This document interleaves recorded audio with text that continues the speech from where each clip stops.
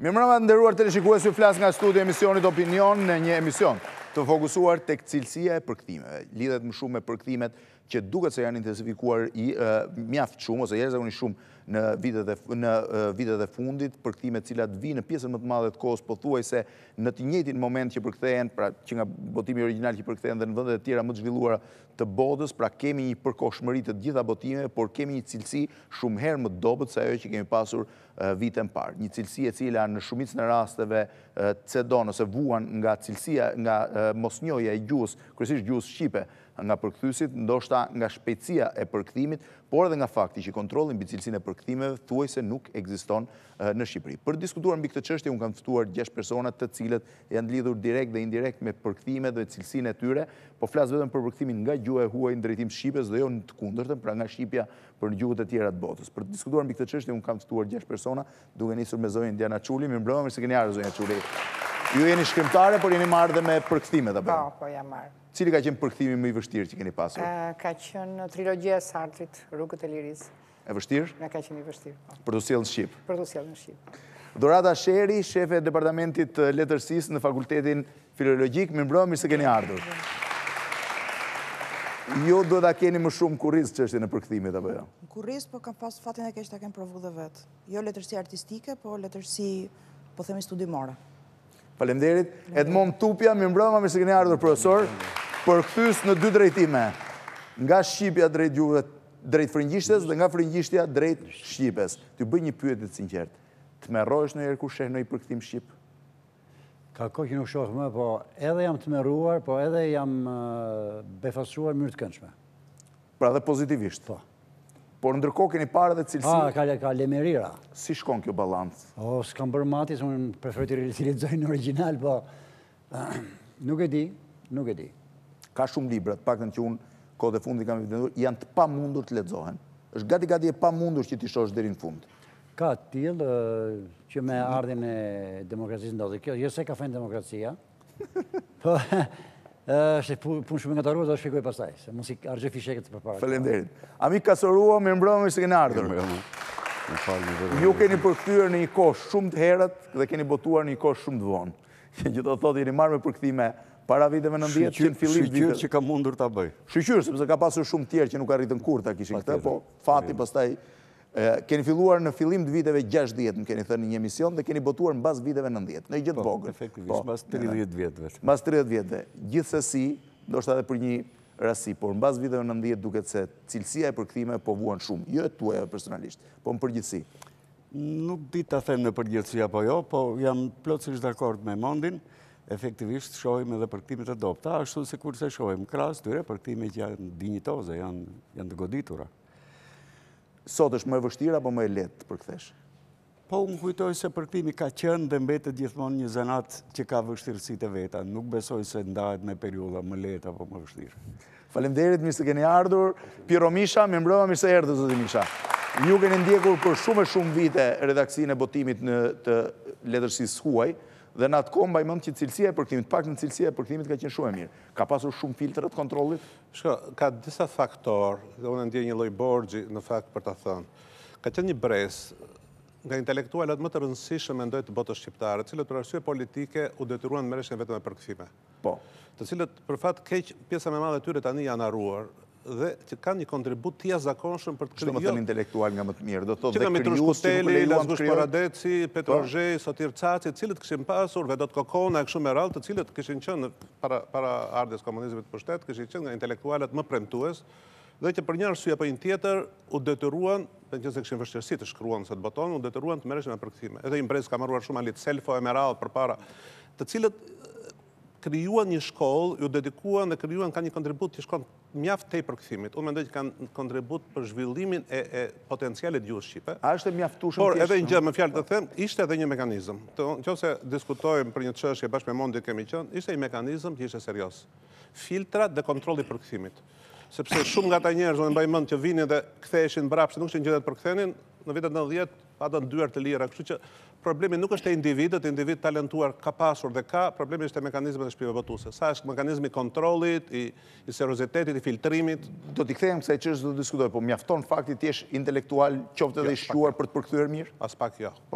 Ka mjaft intelektual, bile ka mjaft edhe pedagog të gjuvetuar, mjaft të mirë, ku vjen puna për përkthyer, përkthimi është një diçka tjetër, nuk është thjesht një lloj arti vetë, lidhet me talentin apo me... Është ka shumë element, do të shkonim gjatë ta shpjegonim, por ka qenie intelektual, padyshim ndihmon, background kulturor, padyshim ndihmon, background gjuhësor, sepse sot ka gjëra që janë të frikshme kur i shef, njerë që guxojnë dhe arrin të botojnë, bile dhe libra të rëndësishëm, si ka dhe mjaft të talentuar. Nuk mendoj që duhet ta nxjim, ka mjaft përkthyes të talentuar në gjitha fushat. Për çështja është se jo ta bëjmë dallimin, sepse ti merr një libër që është nga më të famshmit sot në botë, ndër më të lexuarit, dhe befa se kupton që mbas faqes 10 nuk e shtyn dot, ose i kthehesh fjalisë 4 herë. Këtu është një problem, ka ndryshuar gjithë sistemin. Ke nobelistë janë të palexueshëm. Padyshim. Atëherë kishim një shtëpi botuese, e cila ishte kontrollt, krijonte filtra. Tani janë botues privat dhe mekanizmi ekonomik ndikon shumë. Këtë rol duhet ta luante kritika ose shtypi në një farë mënyrë, sepse një botues, nëse 1-2 libra i vjen evidentohet që ky përkthim i s'bën, ai ka një çmim ekonomik, një çmim imazhi. Këtu mungojnë disa allka të rëndësishme që janë mes lexuesit dhe botuesit. Po. Nuk ka fare filtra në këtë mes, kjo është dhe për letërsin shqipe, për shumë më shkruaj të dyja bashkimsheu për një shkrimtar të ri, flet pa njohur që ka dëgjuar, që ta është i jashtëzakonshëm, asnjëri s'ka dëgjuar, që ka botuar vjet, ai kishte rastisur libri. Këtu s'ka asnjë mekanizëm që të arrijë të krijohet filtrit. Është shumë e vështirë, këtë s'po mund të bëjë universiteti, s'ka mundësi, këtë do ta bënte media. Media për 1000 arsye nuk e bën dot, kështu që mungon ai ndërmjetësi i detyrueshëm që filtron ato që janë vlerë, ato që janë vlera midis botuesit, që mund të botojë çdo lloj gjëje, dhe lexuesit. Faleminderit Preç Zogaj, mirëmbrëma, mirë se keni ardhur. Shumë flet pas ke shnuar. Janë shënime për përkthimin apo janë përkthimet tuaja? Për emisionin, jo. Mirë se keni ardhur zot Zogaj. Po e nis atëherë direkt me ju, është hedhur një ide kohët e fundit që lidhet me ri-përkthimin, pra nuk po flasim, do flasim më pas për cilësinë e dobët përkthimet e treja që vinë, por ri-përkthimin e atyre që quhen kryeveprat klasike botërore, të cilat janë përkthyer kryesisht në mes të viteve 30 apo edhe më pas, po them deri në vitet 60-70, për të përshtatur me standardet e reja që sjell gjuha. Pra me përditësimin e gjuhës. Dihet që gjuha e folur ka një lloj përditësimi që nuk është kaq i shpejtë, që nuk ndodh për një herë, por që me kalimin e disa dekadave përshtatet. Që do të thotë, a ka nevojë sot shoqëria shqiptare të ripërkthej Cervantesin, Shakespearein, Tolstoin apo klasikët e mëdhenj të letërsisë botërore? Dhe a janë këto përkthime që i takojnë një kohë pak më të vjetër dhe nuk përshtaten më qoftë me dinamikën e shoqërisë sotme? Dinamikën që dominon gjuhën, po. Tani kushdo ka drejt të marrë një vepër ta përkthejë brenda të drejtave që jep edhe copyrighti, drejt autorit. Do të thënë dhe çdo përkthyes i ri që përkthen një kryevepër apo një autor të madh dhe që imponohet, sigurisht që ai zë vendin e vet, do të thënë është një garë dhe kjo nuk mund të flasun a ka nevojë shoqëria sot. Po. Ky është një diskutim për mendimin tim i pa kuptueshëm si diskutim. Por kush do mund ta bëjë, edhe nëse një përkthyes e përkthen ta zëm Cervantesin më mirë se sa Noli. Fanoli apo më mirë se sa Petrozhej, atëherë ky përkthyes imponohet me përkthimin e vet dhe eklipson Fanolin dhe Petrozhejin dhe afirmohet ky. Ne nuk mund të themi asnjëherë se në përkthim janë vendosur standarde që janë tabu. Ne gëzohemi, personalisht flas, po mendoj se edhe shoqëria shqiptare ka arsye të jetë krenare që letërsia shqipe ka një plejad përkthyesish të jashtëzakonshëm që kanë përkthyer në shqip, kanë bërë që të flasin shqip shkrimtarët më të mëdhenj të botës, që nga shkrimtarët antik deri te shkrimtarët modern, dhe një nga karakteristikat e historisë përkthimit, mendoj unë, në Shqipëri është se kemi vazhdimisht, një përkthyes që ka sjell një autor të madh. Natyrisht ai ka përkthyer edhe më shumë, por është një përkthyes që identifikohet me një autor. Për shembull, kemi Fanolin, për shembull, ne themi Fanoli Shakespeare. Fanoli me Shakespeare ose me Cervantes. Kemi Pashko Gjegjin, themi Iliada. Kemi Gjon Shlakun, apo jo, themi Dante Alighieri. Komedia hyjnore. Kemi, për shembull, kemi profesorin këtu, është Izabela Lendes, mund kuptohet pa përkthimin e tij. Kemi Vedat Kokonën, për shembull, shkojmë të John Goldsworthy, kemi Misto Treskën, shkojmë të Stendhali. Dhe më është një listë e tërë për këthysisht të mëdhenj. Që asociohen me autor të caktuar. Pastaj, kjo ka vazhduar, edhe me poet që kanë përkthyer. Për shembull, Dridora Golli ka përkthyer Bagritskin. Fatos Sarapi ka përkthyer Nerudën. Besnik Mustafaj ka përkthyer në poezi ka pasur tentativa për disa versione përkthimit. Ka sjell Enrik Belin, ose ke Aurel Plasari, për shembull, ka sjell Garcia Marquezin. Është dhe Mira Meksi, aty është Robert Zhvarci me Bertolt Brechtin. Pra, kjo është një tradit.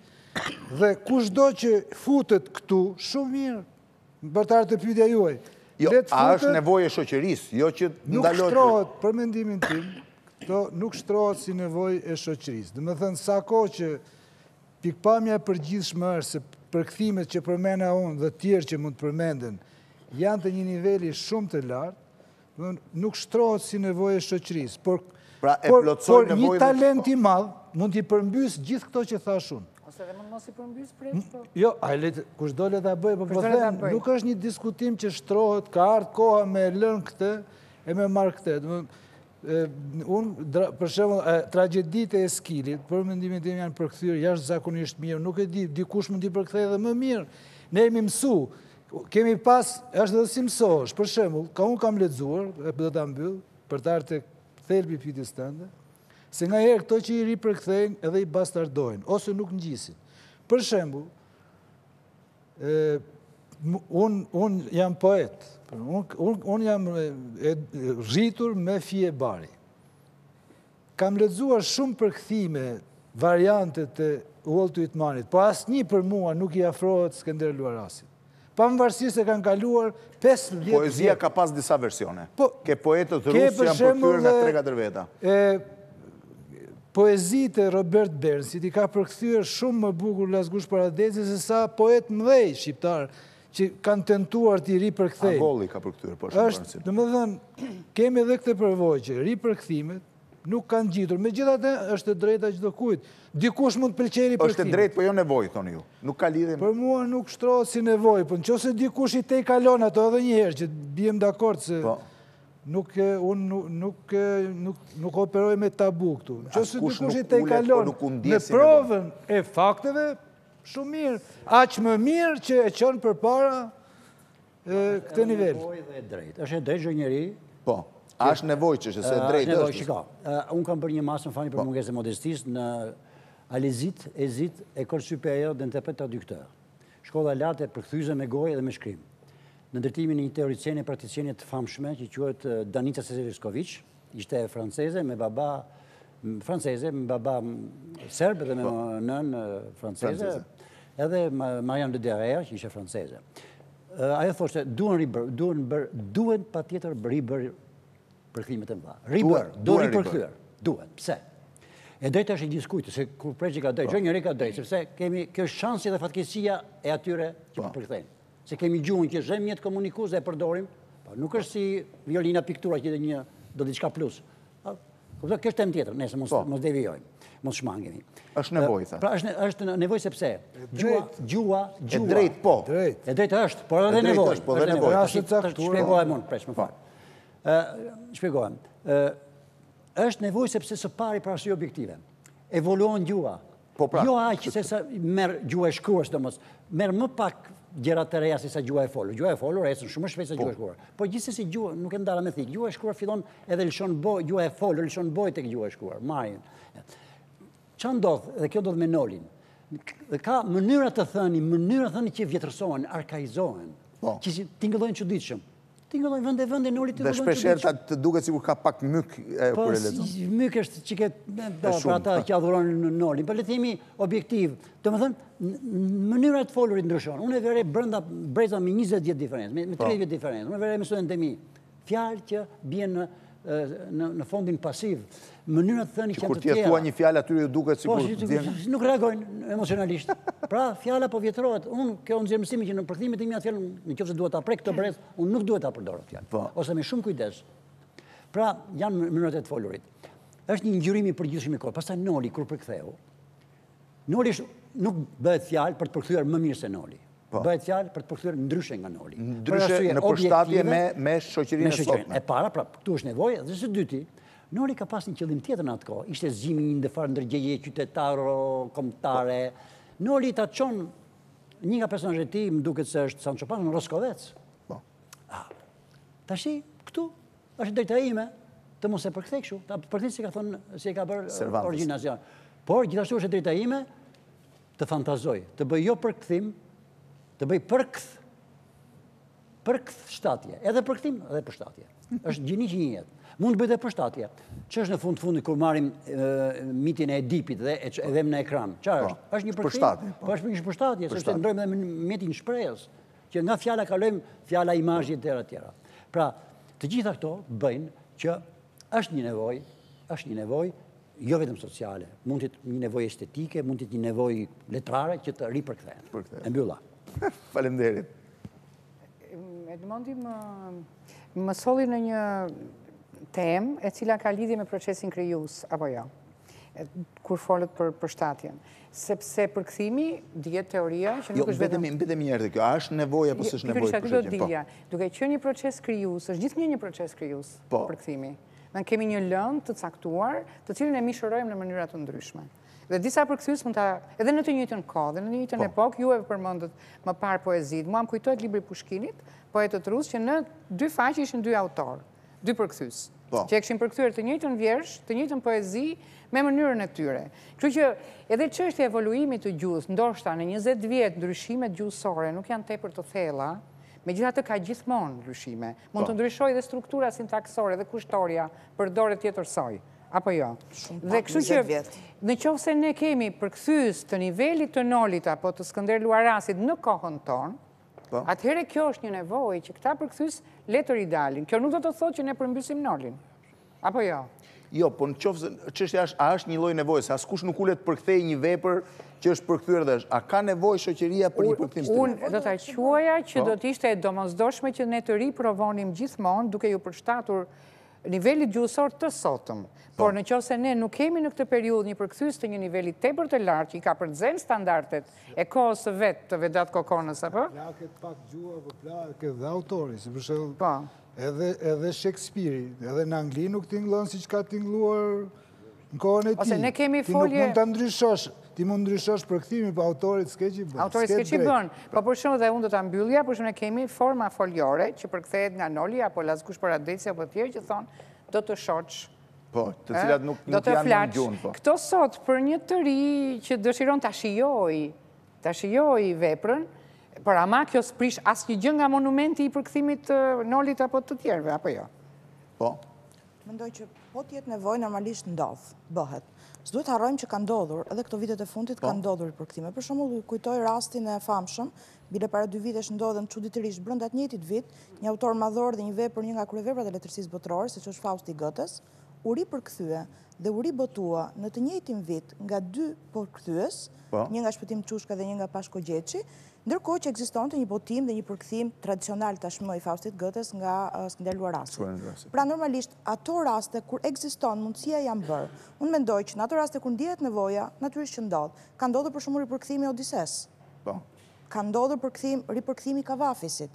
Ka ndodhur shumë ripërkthime. Ka ndodhur ndoshta neve nuk e kemi iden, pra nuk duhet bëj një listë ripërkthimesh, po mendoj në gjitha ato momente kur ka lindur nevoja, ndodh. Për mendimin tim do të ndodhte pikërisht atëherë kur përkthimet e vjetra nuk komunikojnë më me lexuesin. Ka përkthime të tilla aktualisht që nuk komunikojnë më me lexuesin? Unë mendoj që përkthimet e vjetra jo se s'komunikojnë me lexuesin, po thjesht nuk lexohen më. Ç'do të thënë nuk lexohen? Do t'i referohesha një thënie që duket pak tautologjike, kryeveprat janë ato vepra të cilat nuk i lexon më askush. Do të thënë pikërisht këtë. Të gjithë përflasim për letërsitë për kryeveprat, po askush nuk i lexon më. Unë sfidoj... është poet i madh sepse se lexon njëri. Eksakt. Pra njëjta gjë ndodh, për shembull shikojmë me brezneritë studentëve. Po i shohin filmat dhe janë rregull. Eksakt, për shembull mund të na ndodhi për shembull që Akilit mos i thon më Akilit, po i thon Brad Pitti, mund të na ndodhi shumë shpejt. Unë besoj që do ndodhi shumë shpejt. Për shembull provime studentit të ndodh që të kthehen. Doja të pyesë pak më pas për këtë, po më gjë hapet tani. Po. Pra praktikisht për mua janë kryevepra ato që në momenti që nuk komunikojnë më me lexuesin, lind nevoja e ripërkthimeve. Po unë mendoj që në letërsinë shqipe... Por kjo vjen nga mungesa nga gjuha, apo vjen nga faktin që zhvillimet shoqërore nuk të grishin më që ti të lexosh një letërsi të tillë? Unë mendoj që letërsia shqipe ka... Se për shembull, tragjeditë e Eskilit vështirë se veç një student të letërsisë tulet njëri në darkë për të lexuar. Kur përpiqet t'ja hedhi zyshës, se zakonisht po ja doli t'ja hedhi, nuk e lexon. Po flas në përgjithësi, po. Po flas për seriozet. Po. Praktikisht mendoj që atë që thash që realisht kryeveprat janë vepra gjëra që realisht lexojnë shumë pak njerëz, auditorë gjithnjë më i ngushtë, por ato qarkullojnë në mënyrë krejt tjetër. Për shembull, normalisht po të lexosh Uliksin e Joyce-it, në një farë mënyrë ti e ke lexuar edhe Odisen e Homerit. Në një farë mënyrë, letërsia shqipe ka shumë anomali dhe s'dua t'i hyj anomalive të ndaja që ka në komunikim, por pikërisht për mua mungesa e kësaj nevoje për ripërkthime lidhet pikërisht edhe me këtë anomali të letërsisë shqipe. Pse? Sepse letërsia shqipe ka pasur një thyerje shumë të madhe, prej 50 vitesh nuk janë përkthyer asgjë tjetër përveç klasikët që mund të bëheshin deri diku koherent me ideologjinë e komunizmit. E dyta, mendoj që nevoja për përkthimin e letërsive të klasikëve do të lindi atëherë kur studiusit dhe kritikët e letërsisë do t'i hynë me lupë dhe të kuptojnë që pjesa më e madhe e këtyre përkthimeve për fat të keq kanë shkurtime të mëdha. Heqje personazhesh, heqje linjash, ndryshime fundesh. Për shembull, mjafton edhe ndryshime titujsh, për shembull, Katedrala e Parisit ose Shënmëria e Parisit. Përkthimi shqip nuk përkon fare me origjinalin. Pra, në këto moment mendoj kur të zbulohet që ta haj drejt që nuk kemi lexuar autorët origjinal, po kemi lexuar një përkthim dëgjimtuar të shkurtuar. Për shtator, të përkthshtator. As kjo, të shkurtuar. Për shembull, hequr gjithë pjesët erotike, hequr linja të ndryshme kur ai personazh nuk shkonte me ideologjinë e komunizmit. Nga kjo pikpamje mendoj që pikërisht në këtë pikë ekziston nevoja për të ripërkthyer, për të kthyer originalit të vërtetë atyre veprave. Për të ripërkthyer i plot tu aty me gjitha. Për të ripërkthyer i plot. Profesor, unë do të thoja që duhet të dallojmë 1-2-3 gjëra. Që janë? Nëse flasim për nevojë apo për domosdoshmëri të ripërkthimit apo të ribotimit të veprave të klasikëve, unë do të thoja që më përpara duhet të caktuar një kriter. Nëse një vepër klasike, të themi se për ato po bisedojmë, nuk është përkthyer në atë lartësi që mendohet se mund të përkthehet ose se duhet të përkthehet, atëherë pse jo? Le t'i futemi punës dhe ta bëjmë kusht mundet, le ta bëj këtë punë. Por unë mendoj që një Pashko Gjeçi, një Enrik Klacaj, një Frano Alkaj, një Mark Dema, një Sotir Cac, që u përmend, një Vedat Kokon, një Lazgush Poradec, nuk mund të vihen në dyshim cilësia e përkthimeve. Jo cilësia, për niveli gjusor i kohës. Folë për gjuhën. Nëse do flasim për gjuhën, atëherë shtrohet një problem tjetër. Qa do bëjmë autorët tanë që kanë shkruar para 50 vete, do t'i rishkruajmë dhe ata?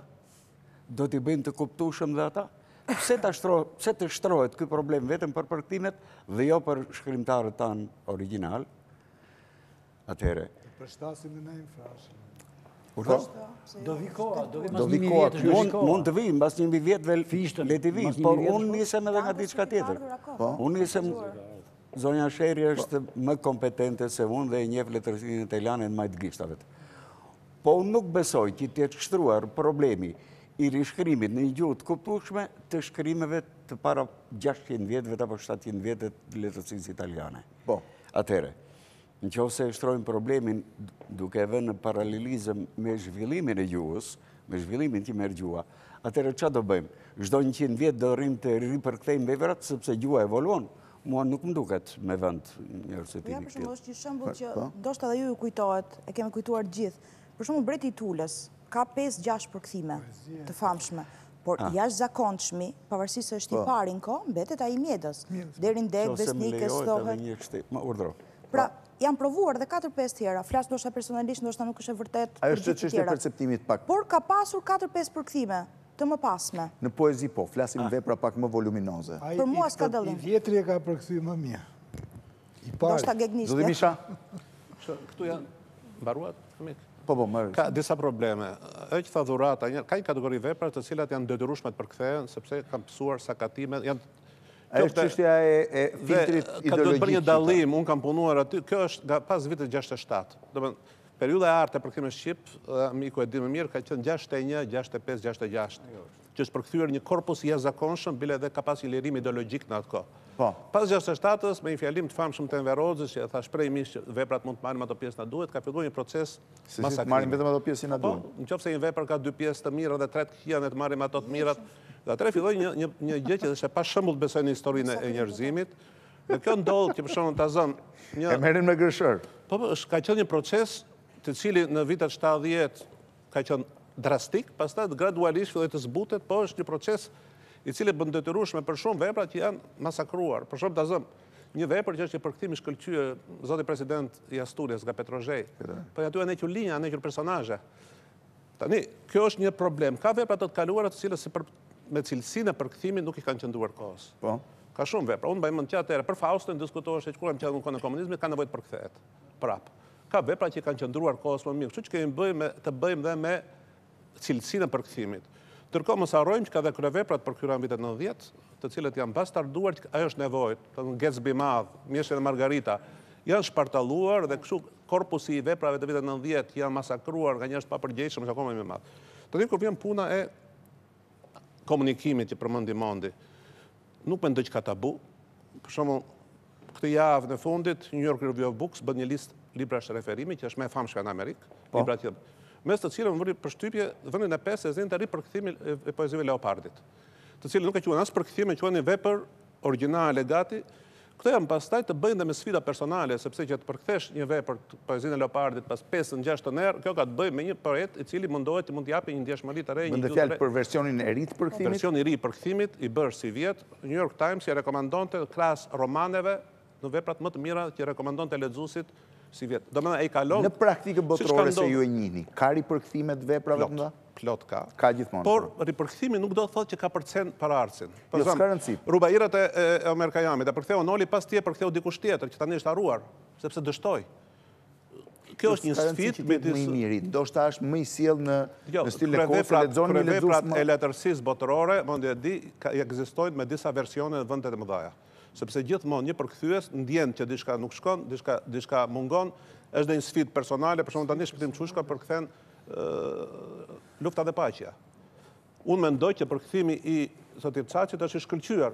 Megjithatë kjo nuk përbën një pengesë as intelektualisht që shpëtimi t'i futet përkthimit kësaj vepre, sa ai mendon se mund t'japi diçka ndryshe. Kur t'japi këtë produkt, ne do e lexojmë dhe të shohim a vlen ky përkthim i ri apo nuk vlen. Unë jam gjithmonë i mendimit që zotit Çaçi ka bërë një punë shkëlqyer dhe nuk është për mua nuk është i vjetruar, por kjo s'është arsye. Në gjithë vendet ekzistojnë shumë variante krahas njëri tjetrit dhe pastaj është koha që i seleksionon. Për sa i takon problemit të gjuhës, padyshim është një problem, por problemi është dhe me vetë autorët. Se harroj një eset famshme të Bernard Shaw që edhe poshtë gjithë Shakespeare-it për gjuhën arkaike. Kështu që kemi të bëjmë me komunikueshmërinë, jo thjesht me gjuhën që tingëllon e vjet. Ajo gjuhë e vjetër e ka lezet kur është arkaike e kuptueshme. Megjithatë, problemi është kur gjuha krijon një barrierë dhe e bën një vepër të palezueshme. Megjithatë, në shumë raste edhe ata se folën pak që fakti që nuk lexohen më klasikët, po kthehemi edhe tek autorët shqiptar.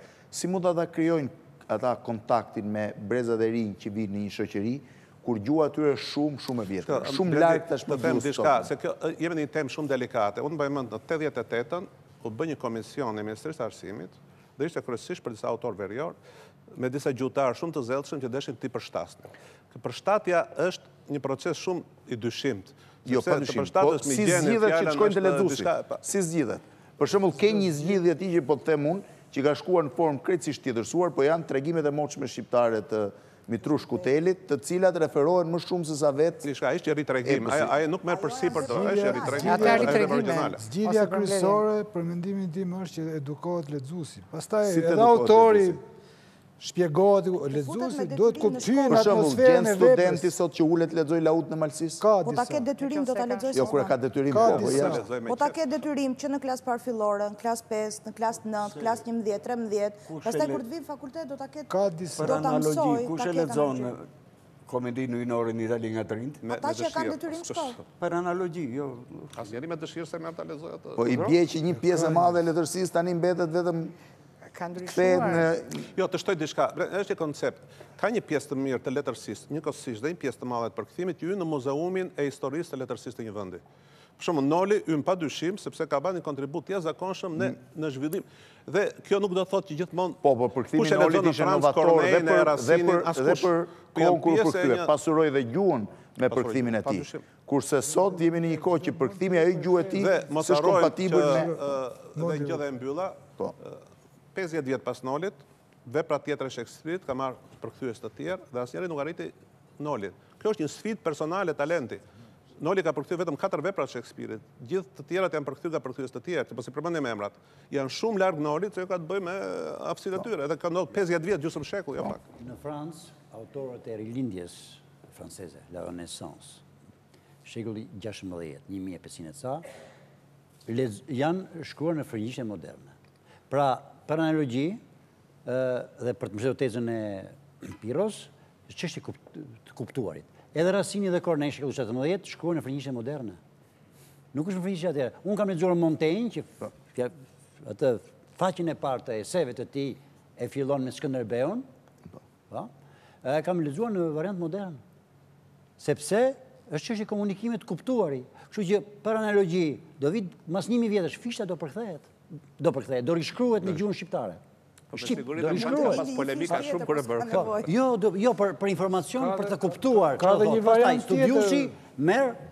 Studiusi shqiptar do marri fishin Ka dhe një originalin e variant fishtës, tjetër që të lexohet më kollaj se studiusi sot. francez, më fal Preç, që ashtu si studiusi francez merr originalin e poetë francez shekullit 13-14 e merr Racinin në shkollat në licet franceze i bëjnë versionin e holluar të gjuhës së sotme. Është njëjti, jo, bëjnë versionin origjinal. Origjinal, por është rregulluar grafia dhe poshtë vjen shënime. Grafema është tjetër gjë dhe shënimet janë tjetër gjë. Jo, dhe Origjinali shënimet, shënime, për fjalët që kanë evoluar. Patjetër. Fjala unik do të thotë. Po kjo se prek, nuk e prek përkthimin, fal. Jo, nuk e prek përkthimin, s'është përkthim. Më fal, origjinali. Jo, është përshtatje e tij. Por jo, ka një përditësim, jo vetëm gjuhësor, por dhe shpjegojnë dhe fjalë, ka botime shkollore. Aparati kritik profesor nuk e prek origjinalin. Jo, nuk e prek, por është i lexueshëm. Patjetër, po nuk është prekur që është i lexueshëm. Absolutisht, vetëm ka shënime të fund. Domethënë, janë shpjeguar fjalët që janë bërë më të forta emocionalisht, ose kanë humbur nga shpjegojnë poshtë, në atë kohë, kështu. Edhe shpjegojnë fjalët, sepse ka kaluar koha, duhet ta kuptoj tjetri. Duhet ta kuptoj që ony nuk është mërzia, bezdia, është. Po merre se para disa ditësh morë rastësisht për të lexuar veprën e dramën e Samifrashërit Besa.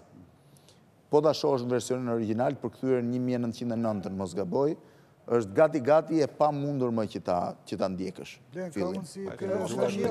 Se ta shiosh, po pra, po, jo se fillin. Vetëm do e thoja një gjë për fishtën, sepse ne këtu bisedojmë... Version e parë fare. Bisedojmë në mënyrë hipotetike pak. Botimin e asaj kohe, do është botimi vitit 14, mos gaboj, po.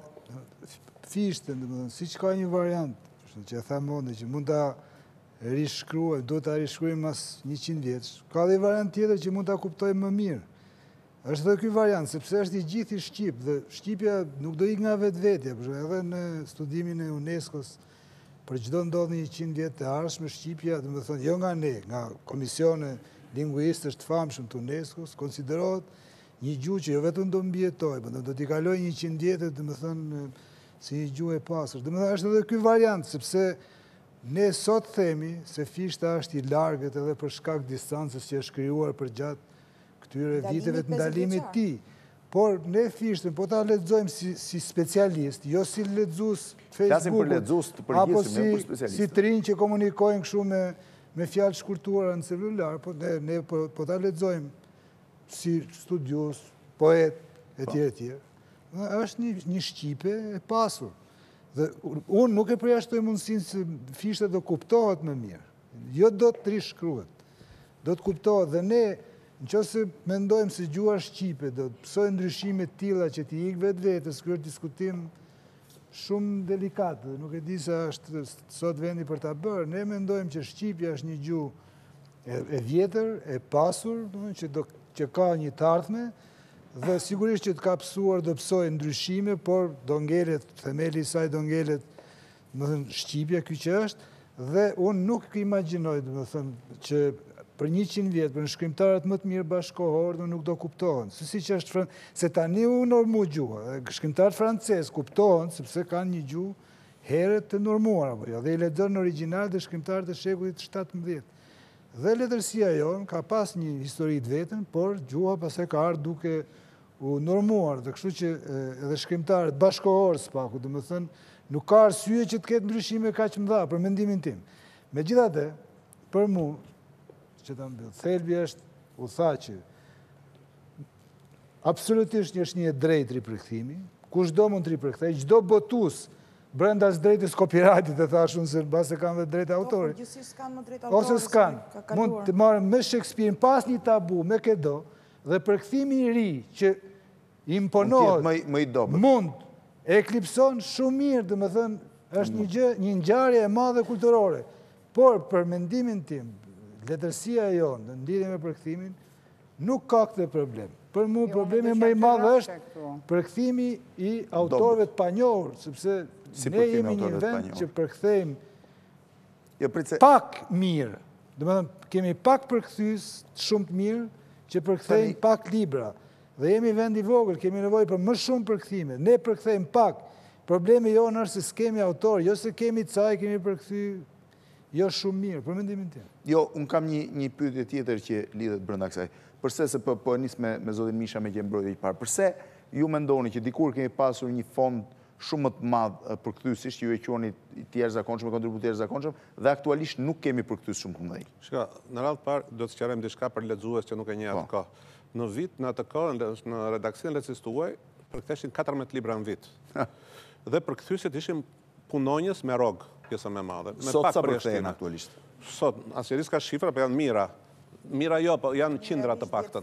Kështu që në atë kohë, këta ishin përkthyes të cilët jetonin me gjithë ditën me këtë punë. Por që të kuptoni një gjë, mua më tregojnë, mbaj mend një histori, kur është përkthyer Ana Karenina, për shembull, ka ndetur 4 ditë duke bërë diskutime këta përkthyes, duke studiuar, sepse për ta ishte një lloj kompensimi asaj që nuk bënin. Duke diskutuar çdo fjalë. Ishte jetë atyre për ditë. Ishte jetë atyre dhe ata u mendoj janë njerëz shumë të tjerë, bujardoko atjerë që si përmendën sepse janë emra që sot kanë vdekur një pjesë, kanë duhen nderuar, kanë dhënë një kontribut të jashtëzakonshëm në potencialin e gjuhës shqipe dhe në njëkohësisht në pasurimin e jetës kulturore shqiptare. Dhe duhet bërë sqarim që gjem në vitin 67 veprat kanë ardhur integrale, nuk është për asnjë shkurtim. Pas 67-s përse sot nuk kemi sot jo se s'kemi, unë mendoj që kemi përkthyes të mirë, por sot mungon ai ambienti kulturor që jep një prestigj përkthyesit. Përkthyesi atëherë ishte njëri i rëndësishëm, kishte një status social, sepse letësia u e lexoheshe shumë, duke përkthyer aq pak dhe në mungesë të gjithçka tjetër, dhe njëkohësisht ka 1000 elemente të tjerë që kanë bënë me kontekstin social. Ka të bëjmë në kontekstin social, sot ka mundësi shumë të tjera dhe një përkthyes të mirë është shumë vështirë t'ja binde sot, duke e ditur potencialisht dikush është pirë, që të bindu dhuratën sot e më përkthes, sepse ka 1000 punë të tjera që ka prioritetet tjera. Në atë kohë prioritetet tjera nuk ekzistonin. Ana financiare sot është e pamundur që t'i paguash njerëzit aq shumë sa ta motivosh, sepse sa të jetoj me përkthim. Sa të jetoj me përkthim nuk jeton dot. Statusi social që t'jep përkthimi nuk mund t'jep atë status që t'jepte në kohën e komunizmit. Jo këtu, po gjithë lindjen. Përkthyesit atë kohë ishin personazhe publik, sepse ishin pak dhe ishin mjaft të njohur. Kështu që ka shumë arsye, njëkohësisht edhe serioziteti shpjegatuese. Domethënë ekonomia e tregut prishi për fat të keq në këtë rast një shkollë përkthimi që ne kishim ngritur mjaft të mirë, mjaft serioze. Ishte natyrshme i të bënte, e keqja është që pas 20 vjeç për shkak dhe të një gjykimi profesional mbi përkthimet ka ndodhur një gjë, për shembull në fund të viteve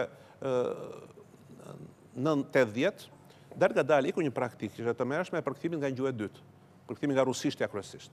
Tani kemi prap tipo përkthehen kryevepra nga gjuha, çfarë gjuhë di përkthyesi. Jo nga gjuha originalit, nga çmime Nobel që po përkthehen tani nga dhe është një gjë e papranueshme në konceptin e përkthimit. Por më tepër kur ke. Cili është defekti më i madh i përkthimit sot? Amatorizmi. Amatorizmi, njerëz që nuk kanë asnjë të dhënë për të përkthyer, ta zëm portreti Dorian Gray i Oscar Wilde është përkthyer nga gjimnazist. Dhe ka botuar. Ai s'ka as bagazhin kulturor minimal që mund të përkthejë një vetëm me sofistikim të tillë mendimi. Kështu që sot ka asnjë filtr, kështu që ka të bëjë me talentin e përkthyesit, me seriozitetin e botuesit, po shpeshherë botimet s'kan asnjë filtr, sa mos klasikët, sepse ndryshe është me një vepër që detyrohesh të marrësh të drejtën. Kur të ketë të drejtën, paguan para, shpesher ka dhe një lloj kontrollit, kërkon një CV botuesi që t'jep të drejtën. Me klasikët është një fushë e lirë ku gjithkush mund të futet dhe të bëjë ç'të dojë dhe është e vetmja drejtje është që ata që përfaqësojnë opinionin publik ose mbrojnë opinionin publik, gjykimet, kritika t'i stigmatizojë këtë lloj përkthime, siç ka bërë Mondi disa herë, me emocione dhe me entuziazëm, por është e vështirë. Cili është defekti më i madh i përkthimit, profesor? Është vetë fatkeqësia e përkthimit, është vetë fatkeqësia e tij, fakti që fillon të thënë në fillim fare, fakti që ndryshe nga rroba qepsi që do ditë përdor gërshërët, gjilperën, të masë kështu, përkthyesët, ata që pretendojnë të jenë përkthyes, veprojnë me gjuhën, që është një instrument i natyrshëm, komunikimi. Dhe logjika është kjo, unë flas, shkruaj, unë jam. Jo një gjutuaj, kam mësuar një gjutuaj. Po.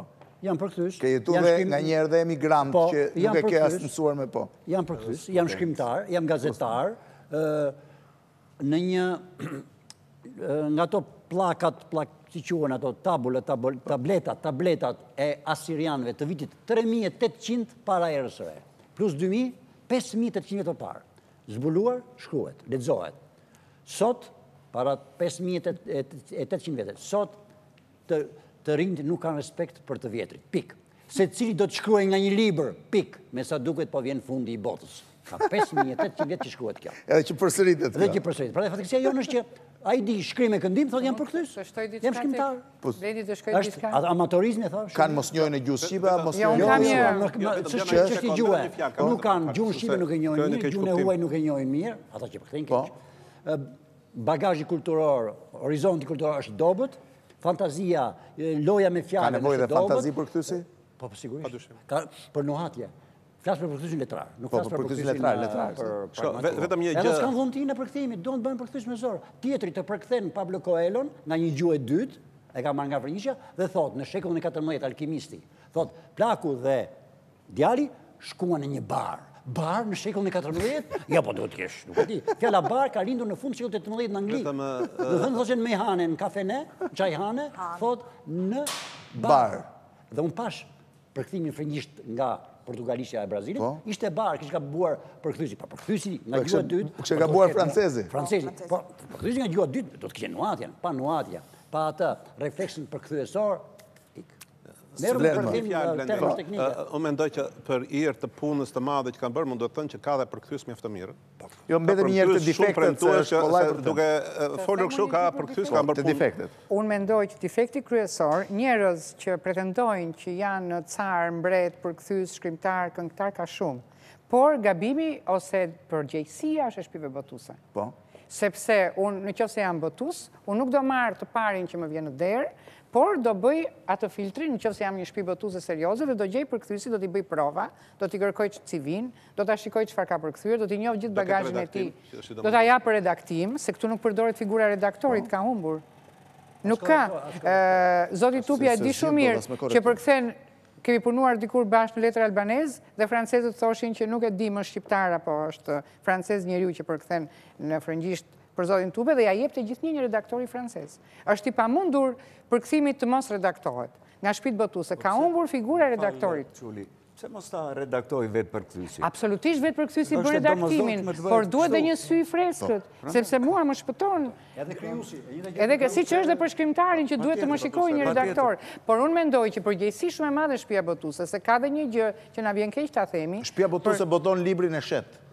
Ka një përgjegjësi shumë të madhe, përgjegjësinë më të madhe morale e ka shtëpia botuese që merr gjithë farë njerëzish t'i paguaj 2000 lekë dhe në vend të 10 apo 5, se një student i ri me 2000 lekë e bën përkthimin e Dorian Gray. Po. Kurse unë nuk e bëj një përkthim që nuk di ta marr. Më kupton që nuk mos isha e zonja ta bëja. Diana, Fausti shpëtim Çushkës nuk është as mbi parat, as nën parat, është jashtë parave. Dhe këtë e thot Rome Rolani për Gjokondën. Gjokonda thot nuk është as mbi parat, as nën parat, është jashtë parave. Kanë fjalën për përgjegjësinë që kanë ata që e futin në treg librin. Në Francë, më fal, shtëpia botuese Rivazhku ka botuar fatës Kongole. Modestisht përkthimet e mia kanë një ekip të tërë mbrapa, jo vetëm çdo përkthyesi, por mbrapa çdo shkrimtari. Edhe shkrimtari ka lënë filtr. Sepse kanë dhe mekanizmin e rewritingut. I rewritingut është edhe rishkruajnë, ha? Po, do me thënë, ti ke një ngjarje e rishkruajnë, ke një ngjarje shumë interesante, ke bërë një roman, ose vlen asgjë. Ti je një tregimtar, por nuk je i zotit të shkruash. Ai thotë, hajde këtu ke një ngjarje interesante. Mos e thuaj këtë profesor, se kjo janë për fabrikime se shkuan gjithë bëjnë libra e thonë që ma sill. S'ke shkruas tu për kjo është kur duan të krijojnë një figurë, po jo gjithmonë. Po. Është ky diskutim që bëjmë sonte këtu. Përkon fakt më mirë do ishte tynim dhe në shembuj konkret që të kuptojnë shikuesit se. Për mendimin tim është diskutimi përkon me një moment kur është rritur përgjegjësia e shtëpive botuese kryesore, sepse vetë koha ka bërë punën e vet, ka afirmuar disa shtëpi botuese, ca tjera domethënë që kanë hyrë në këtë valle vijojnë libra shumë të rëndësishëm bashkohor që përkthehen në një farë mënyrë të palexueshme. Ka ndryshuar qëndrimi. Po të ndrojnë tani sa duash të palexueshme. Unë jam një ka ndryshuar. Qose unë jap shembull, dhe unë ndjek me vëmendje se edhe kam një rubrikë bile në gazetën Mapo që ndjek, dhe jam një nga njohësit e mirë të kësaj historie. Shtëpitë botuese kanë rritur përgjegjësinë, duhet ta themi, kryesore. Disa kryesore. Dhe pavarësisht se jetojnë në kushtet e shkurtimit shpenzimeve, dhe tani kanë shkurtu korrektorët më duket. Dhe ky është një defekt tjetër i madh. Në ka shumë edhe i shkurtojnë edhe nuk i kanë, sepse korrektori për shembull që korrigjoi librin tim që sa botova tani, e korrektoi 2 javë, dhe kur e mori Aurel Plasari që do bënte redaktimin, gjeti 40 gabime në 3-4 faqe. Duke bërë këtë pohim, unë diskutimi është shumë serios, se ka të bëjë me gjuhën, me jetën shpirtërore, me kulturën tërësi. Dhe ne gjithu heqim kapelen atyre emrave që përmendëm, por ta themi që punonin me nge, sepse kishin konditat për të punu me nge. Apo jo? Kurse, ja, ta more Dhurata, sot është një problem, që përkthyesit e rinj punojnë me një ritëm frenetik, shpesh herë. Përveç që ka një punë tjetër të parë. Tani, por, pavarësisht nga kjo, duhet kemi, mirësina, apo detyrimin, bile do thosha, që të pohojmë se sot kemi disa përkthyes të rinj dhe disa të vjetër që vazhdojnë, të cilët kompletojnë një skuadër, po themi, apo më shumë se një skuadër, përkthyesish shumë të mirë, që po sjellin, se kjo është shumë rëndësishme, po sjellin në kohë pothuajse reale, në vlerat më të mira që botohen sot. Dhe kjo nuk është pak. Do të t'jap shembull. Nga se po vuajnë sot, se do ju pyes pasaj për atë. Nga se vuajnë përkthimet e sotme? Cili është defekti më i madh i përkthimeve? Ora, unë po të them një gjë, që unë e kuptoj më një herë kur e shoh librin atë që e di që është kot nuk e marr në dorë. Unë do të flas. Çdo më thënë atë që nuk që është kot. E kuptoj më një herë sepse ora, nëse marr unë lartësitë e stuhishme dhe shikoj që e ka përkthyer Amik Kasoruho, edhe e lexoj 110 faqet e para më tërheq vetë libri mu. Apo jo? Kemi edhe përkthyes, për shembull, janë akoma që ti nisesh nga emri nobelistit dhe pastaj se shtyn dot. Janë akoma, do të themi gjë, nuk është krejt ashtu. Janë akoma në qarkullim, domethënë përkthyes si Adrian Klosi. Aureli vazhdon të përkthej. Mira Meksi përkthen. Diana Çuli, Elizabeth Gilbertin. Domethënë që është përkthim, se Diana është vërtet përkthim shumë i mirë. Pra janë disa përkthyes, domethënë të një brezit mesëm ose pak më. Kjo është gjë normale që duhet të ketë. Flasim për atë që do nobelist. Për shembull, 2 romanet e Vargas Llosës, Festa Ciapit dhe Vajza e Prap, për mua janë përkthyer shumë mirë.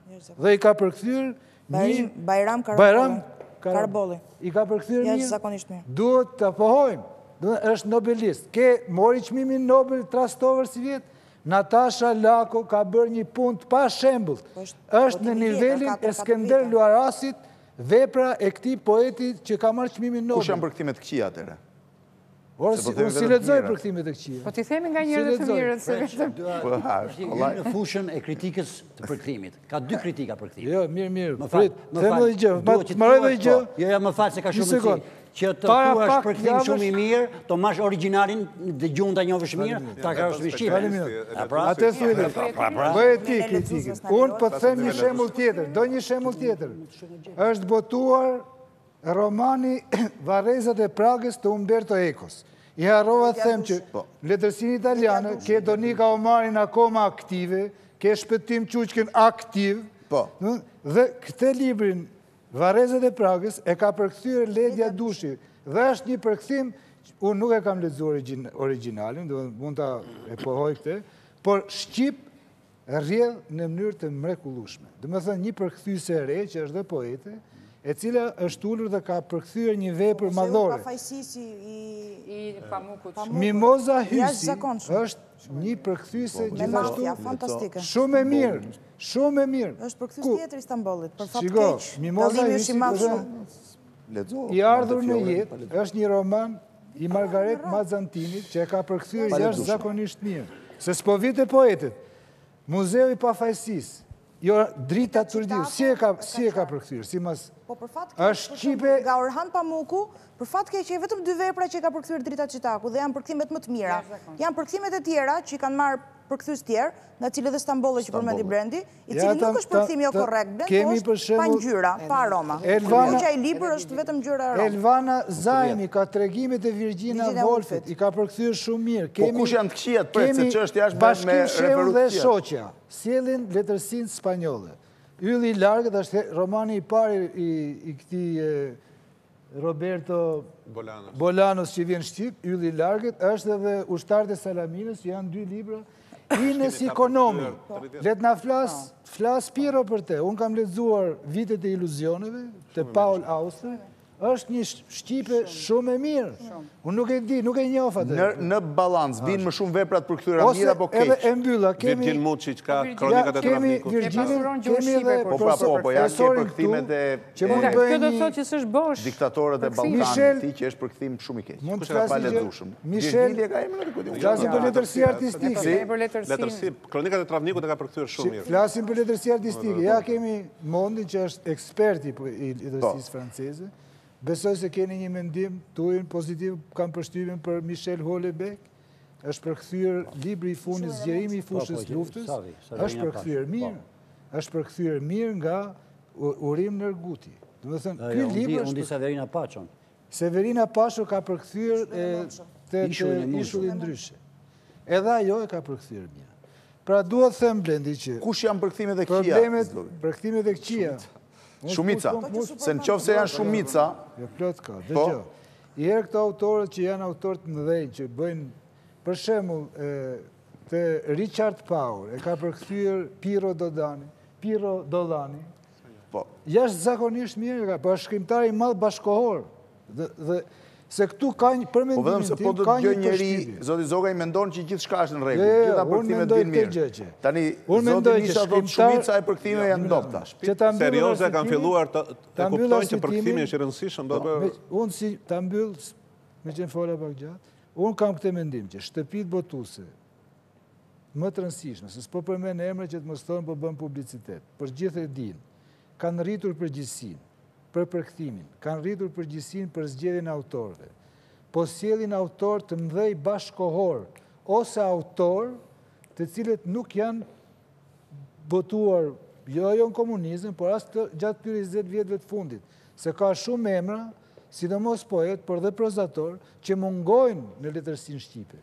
Dhe për fat, kemi një skuadrë, quajta unë, përkthyesi shtrinj, dhe disa jo shumë trinj, dhe disa të vjetër, të cilët po sjellin këto prurje, dhe ky është një lajm i mirë. Përkthimet të këqija ka plot.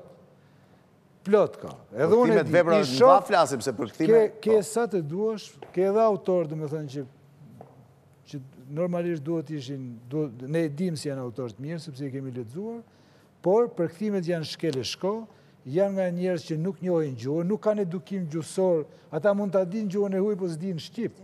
Ashtu dhe nuk e njohin kontekstin, për shembull, nga këto gabime që përmendi Mondi, ka plot, ka marrëzira pa fund, domethënë që emërtime që i përkasin modernitetit, thuhen për mesjetën, janë të pakulturuar, domethënë thjesht dinë gjuhën, është detyra botuesve që t'i shmangin pas tyre lexuesve.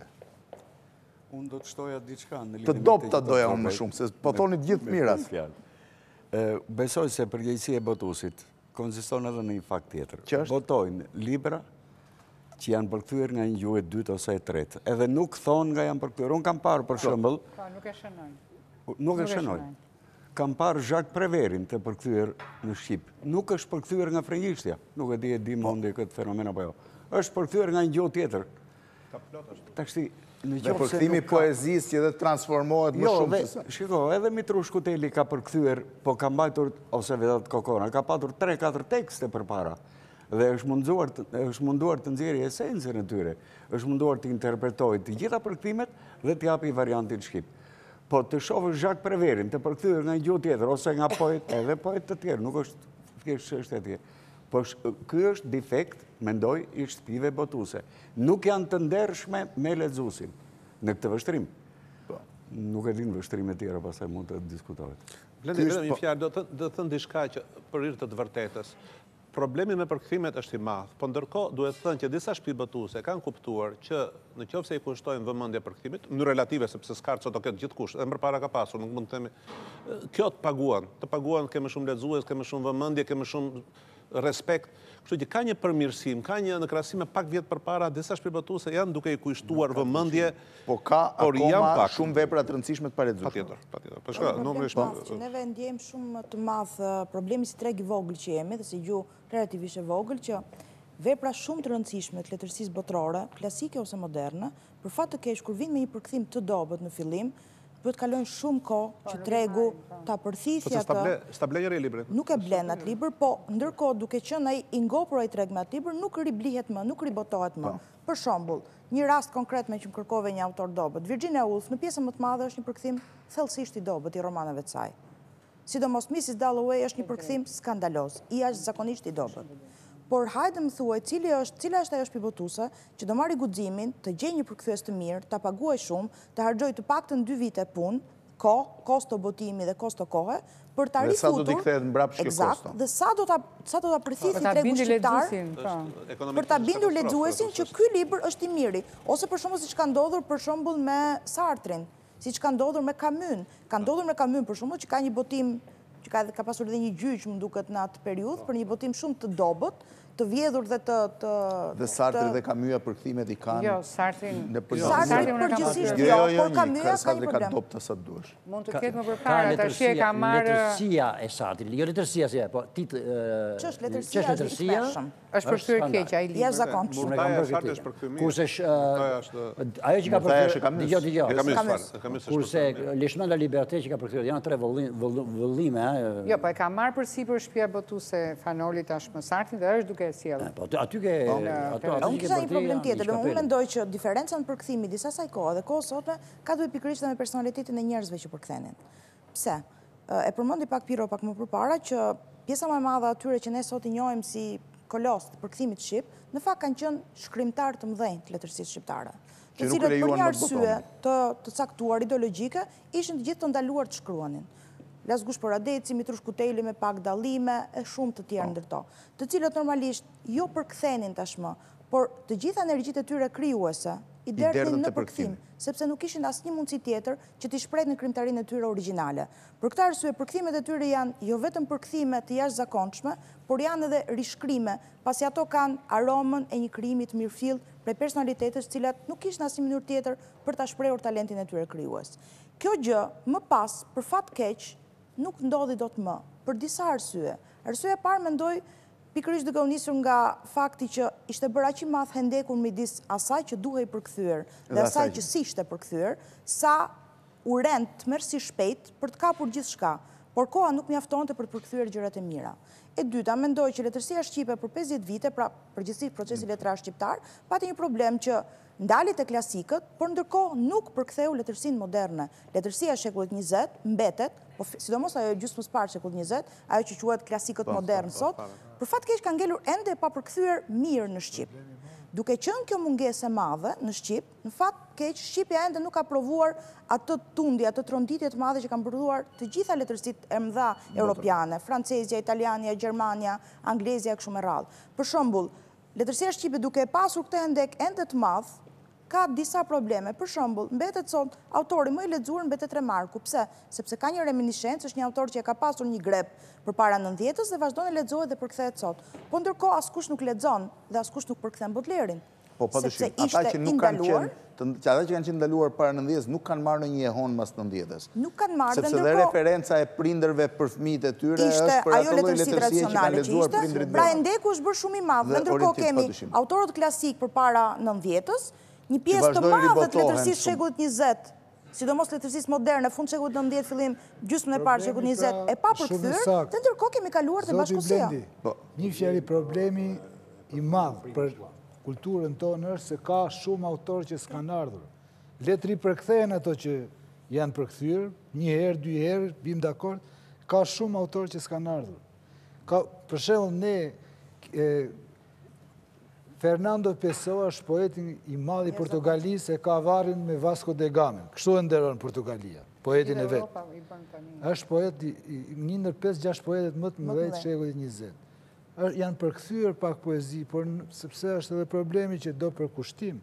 Është një autor që nuk përkthehen në Shqipëri komunizëm. Një nga këto autorët e gjysmës së parë shekullit 20 që ishin ndaluar në Shqipëri. Fernando Pessoa. Është përkthyer. Pak është përkthyer, por nuk kemi një, si që është përkthyer Borgesi, nuk e kemi. Për shembull, Anton Papleka ka bërë një punë të mirë, se ka bërë një përkthim, do thosha, dinjitos të Borgesit. Pavarësisht se ai është i përkthyer pak, por ka një libër të plotë ti, ndërkohë që nuk ka për Pessoa. Ka shumë emra Preç ashtu. Po ka dhe shumë autorë, pa fund, se s'po hym tani me numëru. Po, shtoj diçka. Po ka shumë drejt. Do t'i rikthesh Pirro më duket e përmendim më parë çështjen e kritikës letrare. Ja, prit një minutë se e kam më herë. Spot publicitare kthehemi për pjesën e dytë. Jemi rikthyer sërish në transmetim në këtë emision të fokusuar tek përkthimet dhe cilësia e tyre, dhe doja në këtë pjesë të dytë. Po më thoshe diçka përpara sa të kaloj tek argumenti që lidhej me? Ideja ime ishte kjo që dua të rimarr idenë e Piros më përpara, që ne na mungon kritika letrare artistike në përgjithësi, po le të fokusohemi tek përkthimi. Mungon çdo lloj kritike. Mungon për pikturën, për muzikën, për dramën, për teatrin, për operën. Po hape faqet e kulturës thotë që filan shqiptar që çuditi botën, filan shqiptar që admirative, po. Po, ka vetëm afirmative për një sukses të tjerë. Admirative. Janë disa vajza që me punë të përkushtuar të tyre janë gazetarët e faqeve të kulturës që të paktën na njoftojnë se çfarë ndodh, po ndërkohë mungon kritika letrare dhe në kritikë letrare mungon dhe vlerësimi për përkthimin. Po, dhe kjo nuk është e drejtë se të njofton se çfarë ndodh, po të përdor të njëjtin mënyrë njoftimi si për një gjë mediokre, si për një gjë me më shumë. Le të them që është vetëm aktivitet që mund të shkojmë në një gazetë të faqja letrare. Dhe nuk kemi kur një rubrikë qoftë të vogël. Ama është dhe e vetmja fush, ndoshta, se të shoh edhe jashtë, po marr kod kinematografinë, po marr pikë. Jo, që dhe njerëzit vetë nuk përfshihen në debate. Që do të thotë, unë nuk kam parë një përkthyes i cili të dalë dhe të shkruajë një artikull për të goditur një vepër tjetër të dobët që është botuar. Ti nuk ke, po kritikuar, nuk ka rëndësi. Unë nuk shoh të njëjtën gjë, shfaqet një film, mjafton të shohësh italianën se Zoti Kasoruho e njeh, kur ka një film të madh që bën zhurmë, ka gjithmonë zëra që impostojnë ndryshe, e kritikojnë dhe që lavdrojnë dhe ka një lloj debati. Në Shqipëri të takojnë gjithë, përqafojnë, thonë urime dhe në fund ti nuk ke asnjë lloj gjë. E njëjta gjë vlen për pikturën, e njëjta gjë vlen për muzikën, tani më thuaj pse e kanë vajnë gazetarët dhe se kanë dhe njerëzit që duhet merren me këtë punë. Një strategji e tëre shoqëri. Gazetat shkojnë marrin opinione. Të gjitha opinionet që marrin janë pozitive. Varet ku shkojnë ti marrin. Atëherë mund ta mbaroj mendimin. Mendimi im është ky që në gazetat prestigjioze europiane që ne shikojmë, ka një faqe shumë serioze që mund dalë një herë të dielën apo një herë në javë. Ka dhe revistat përmuajshme apo përjashme. Ose revistat të përmuajshme të dedikuara debatit letrar, kritik. Tashi, ne kemi një orë këtu s'kemi përmendur asnjë përkthim të keq. Dhe thua vazhdo pse s'bën kritik gazetë. S'është as kollaja e punës. Ne përmendëm autor të mirë dhe vepra të këqija, do thotë që neve në fakt ne përkthyesim mjafton veprën tash. Po. Ne mjafton të përmendim, duhet të them që ne nuk kemi një strategji duke filluar. Përkthyesja është faji botuesit.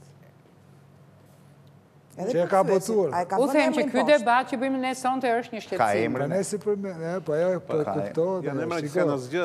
Po tash të themi emra që harrohen fare se këta janë që i përkthejnë këto njerëzit me dy. Tash këtu ka për mua ka dhe një brez përkthyesi sot që ka pasuruar gjuhën shqipe dhe ka çuar më përpara. Edhe këtu prezenti kemi njerëzit që kanë bërë këtë punë. Dhe vetë për zgjedhja dhe vetë angazhimi personal i Piros dhe për zgjedhja e librave dhe përkthyesve që ai ka angazhuar, ka qenë një impenjim 20 vjeçar. Ka diçka që e përmendi. Puna është bërë ose profesori përballë. Profesor, më fal. Diçka vetëm për të plotësuar se është e rëndësishme te aspektit formal të përkthimit, është për kulturën tonë. Ai tha Dhurata, ka një endek të rëndësishëm me ne kemi pasur boshllëk të madh, një endek të madh me botën për përkthimet. jo vetëm letësia e klasike shekullit e 20, po shumë gjëra të kaluara. Sot, unë në cilësinë e botuesit kam shumë të vështirë të botoj një autor sepse lexuesi nuk e do. Për më tepër ndodhi një fenomen në vitet 90 që u botua një mori gjërash, të cilat sot nuk e kthej. Fitzgerald, ishte shkrimtar më të mirë amerikan. Sot u masakrua në fillim dhe unë po ta botoj nuk e prek njeri më. Ose Nabokovi, që të përmend rasti, Dostojevski është të tjera. Kështu që këtu ka një problem, për shembull që Amiku përktheu prap Pirandelon që ka parë që operacion tepër i çmuar sepse ne kemi shumë borxhe ndaj të kaluarës. Folknerin e ke po ashtu të masakruar. Folkneri është shumë i vështirë për kthehet. Folkneri është shumë i vështirë. Dhe problemi tjetër dhe mbarova të fundit, ka një sër shkrimtarësh, përmendë Folknerin, që janë majat e lehtësisë botërore, lehtësinë gjermane, lehtësinë franceze, të cilat akoma si prek kush, sepse ato janë një ndërmarrje tepër e madhe dhe me kushtet e sotshme dhe të shumë e vështirë që të gjesh një njerëz që t'i futet. Të fut për këtë post. Përkthyer mali magjik ishte e tmerrshme. Ishim në fund shekullit 20, kur u përkthye për herë të parë në Shqip mali magjik. Po, profesor. Mirë që u bë. Mirë që u bë. Meqense tema është për përkthimet. Unë do thoya që përkthyesi në momentin që i futet punës, stipulon në nënshkruan një kontratë trifisht me autorin, me veten dhe me lexuesin. Ndoshta klauzola më e vështirë është ajo me lexuesin. Padyshim, se ai do ta bëjë gjykimin e fundit. Se ai do ta bëjë gjykin dhe jo, te ai do reflektohet puna e autorit, puna e përkthyesit dhe atë, ta themi kështu në thonjza, do ta edukojë përkthyesi. Unë them që rëndësi ka një gjë. Nëse një përkthyes në një moment caktuar përkthen një autor të njohur të letërsisë botërore, klasik apo modern, nuk ka rëndësi. Dhe mbas atij libri, për arsye se do të fitoj lek, do të jetoj, përkthen një libër tjetër, komercial, një bestseller që kalon pa lënë gjurmë, unë do të thoja, nëse në të dy rastet, qoftë në rastin e parë dhe në dytë, ai kushton po aq respekt, nderim dhe punë gjuhës, do të thoja që ka kryer detyrën e tij. Është kaq e thjeshtë? Është kërkon punë dhe kërkon mbi të gjitha vetëdijen se je duke kryer një mision që nuk e kryejnë dot të tjerët. Është e thjeshtë. Kishe diçka për se desha të bëja një pyetje. Në çfarë a vinë, zoti Misha, vinë kohë reale botimet e rëndësishme botërore në Shqipëri? Relativisht. Relativisht. Ka autor, për shembull ka tani një mani për të përkthyer çmimin Nobel, s'ka asgjë të keqe. Po për shembull nëse shef letërsinë amerikane, që është letërsia sot më vitale, autorët kryesorë janë përkthyer. Delilo, nuk janë përkthyer, janë të vështirë për të përkthyer, ka vështirësi kulturore tregu, nëse shef letërsinë gjermane, domethënë ka një, nuk mendoj që mund të jemi shumë optimist, dominojnë bestsellerat në mënyrë këtë natyrshme, gjithë botën dominojnë, letërsi serioze ka përmirësime, po boshllëqet janë shumë të mëdha. Ta krahasosh me një vend, ndërkohë vinë bestsellerat, ndoshta pa në një nivel vinë gjithmonë korale. Ka një mani të përkthehet veprat më të fundit bestsellerat. Shifën ato listat e bestsellerave, bile ka dhënë keq kuptim. Bestselleri është i domosdoshëm për kontekstin kulturor, por nuk është një vlerë letrare. Është një mjet konsumi. Po këtu ka një vërshim ndaj bestsellerave, këtë normal. Jo, ka lloj-lloj, nuk mund të bëjmë një përgjithësim, ka bestseller, është një jetë konsumi, çdo njeri ka nevojë gjëra për të zbavitur, për të kaluar kohën dhe një për thriller të mill, unë nuk mendoj që mund t'i paragjykojmë. Por kjo është bërë në kurisin letësie serioze. Për botusin, vetëm do të kuptojmë, ka një gjë me tirazhe 500 kopje që mezi shiten këtu. Paul Auster u botua përkthyer shumë mirë, është 200 kopja në një vit. Domethënë ke edhe një konsumator, këtu autorët nuk e njeh njeri. Paul Auster në gjithë botën është i famshëm, shqiptari nuk e njeh sepse asnjë nuk shkruan. Këtu ka një problem, këtu mbet edhe me etiketa, apo mos kesh të varur në qafë çmimi Nobel, që të gjithë e dinë, këtu lexuesi ka një shitesh me vështirësi të vi informacione me shumë vonesë, me dhe një lloj letërsie më sofistikuar, më impenjative, unë mendoj, në rand pa autorët amerikanë. Autorët amerikanë sa është fondi lexuesve në Shqipëri, pak a shumë? I vogël, shumë i vogël. Librat kryesor botojnë 500 kopje, librat serioze. Më tej se 500 kopje është një aventurë e madhe. Prej 4.2 milionësh, shtoj dhe një 2 milionë ca shqiptarët e Kosovës dhe të Maqedonisë që lexojnë po me mendoj që ka rënë. Kohët e fundit dhe për arsye ekonomike ka rënë. 500 kopje. 500 kopje është totali. Ka libra të rrallë, janë bestsellerat, bën një Dan Brown e këto, po libri normal, u thash Paul Auster, unë kam një vit e ca që e botova, është përkthim mjaft i mirë ta Preçi. Edhe libri i mrekullueshëm. Ines ekonomi, libër i lehtë, nuk është i vështirë, janë shit 250 kopje. Aq është limin, ka një problem, një limit realisht, objektiv të botuesit shqiptar që investimi në botimet e bën të vështirë. Atëherë një lloj kritike ato që ti rikthehemi asaj, një lloj masi, një lloj vlerësimi nuk mund të kishim. Sa në kohë reale vinë botimet e mira në Shqipëri? Shumë e çekull. Shumë e çekull. Shumë e çekull. Por unë do të kthehem çik te përkthyesi. Puna e përkthyesi ashtu si puna e shkrimtarit është rezultante, jo rezultat, por rezultante e një bashkëpunimi. Autor, botues, redaktor, korrektor, përkthyes. Bën shumë. Pa këtë esprit d'ekip, pa këtë frymë ekipi, vepra dalin gjithmonë me probleme. Vetë përkthyesi, vetë shkrimtari kur shkruan vetë, nuk e arrin dot pa ndihmën e tyre. Pa ndihmën e gjithë këtij grupi që ti ke tërë një ekip për librin tënd atje. Po patjetër. Mbas redaktimit libri im është gati krejt shumë ndryshe, patjetër nga raporti i parë. Është një ekip. Po. Kjo është normale. Fatosi Ongoli, po e përsëris, shtëpia ti. Jo vetëm aq, po unë nuk e kam thënë, një gjë që s'ka lidhje, ndoshta po faqet me vrejtje kalojnë faqet e librit. Sepse unë ja dhash 58 vetave dhe dërgimi me shkrimi vrejtje, po ti mbledhesh i kalon faqet e librit. Ky është libri.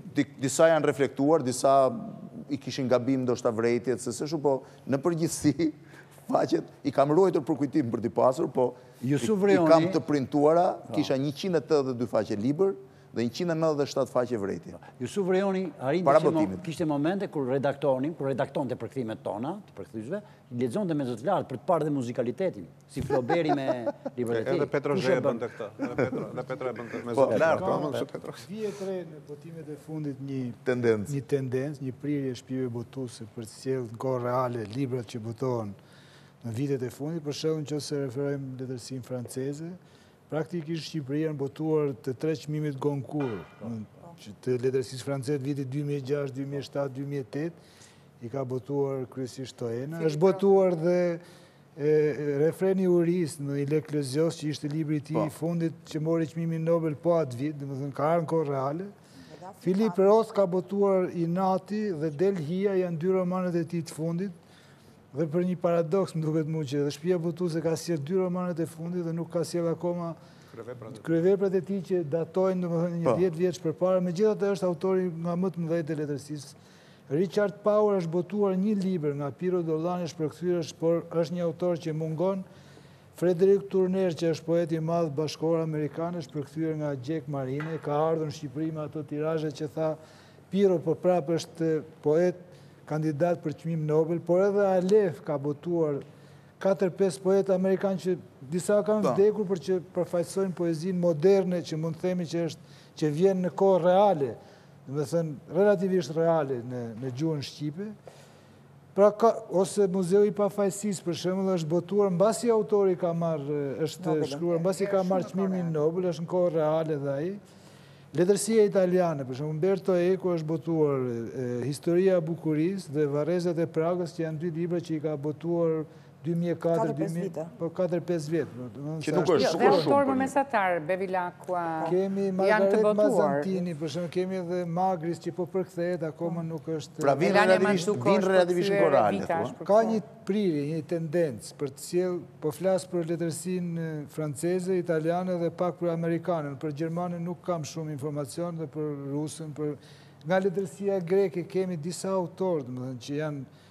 Për shembull, kjo prozatorja shumë e mirë, kjo Reja Galana, që ka botuar një roman shumë të mirë në gjuhën shqipe, në kohë reale, ka qenë dhe vetë autorja.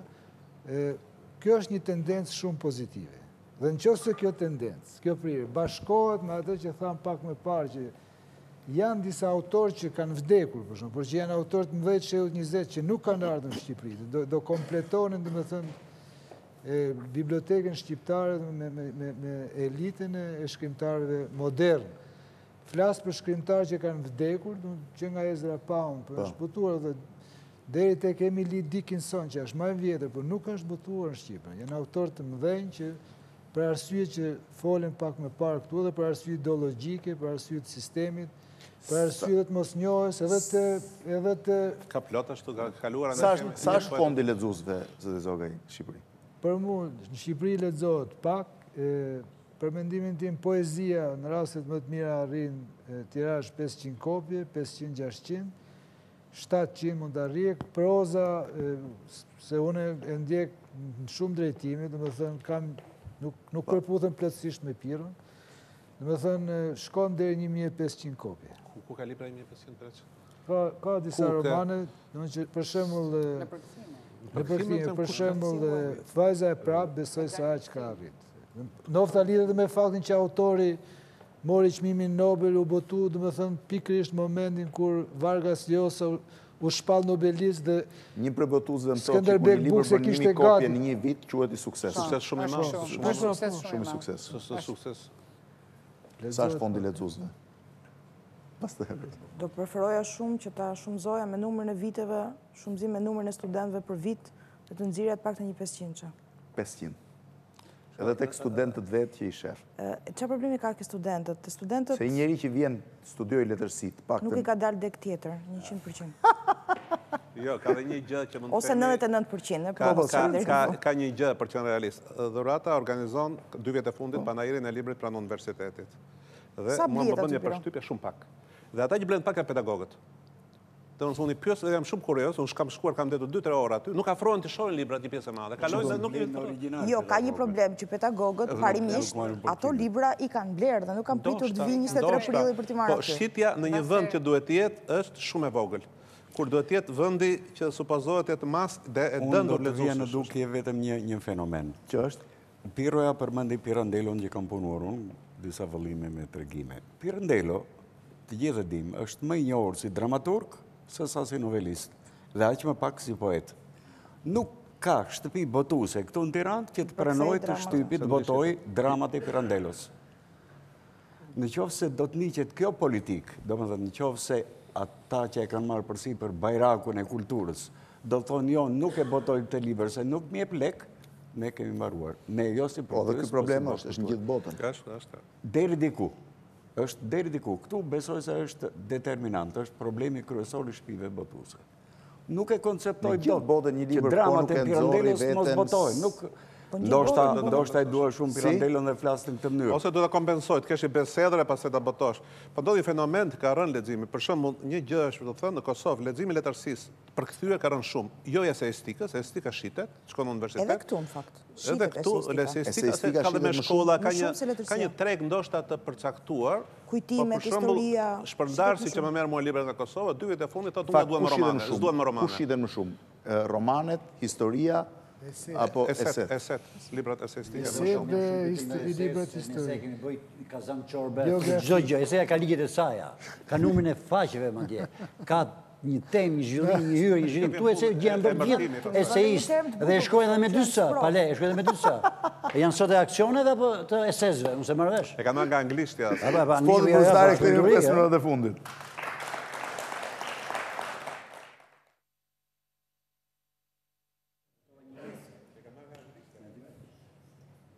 Jemi rikthyer sërish për minutat e fundit të këtij emisioni fokusuar te përkthimet. Zoti Misha, do doja t'ju bëja një pyetje që lidhet. Kjo pjesë e fundit është vetëm në këtë pjesë e fokusuar.